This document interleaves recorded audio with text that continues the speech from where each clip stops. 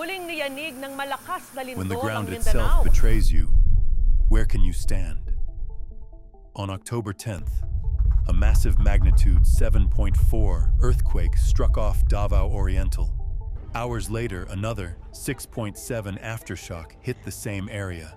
Buildings cracked, tsunami warnings raised, thousands fled to higher ground, hundreds injured. All within hours, our minds crave stability. But when the very earth trembles, anxiety surges. Fear spreads faster than the quake itself. People run not just from falling debris, but from the terrifying truth: we are not in control. These are not random tremors.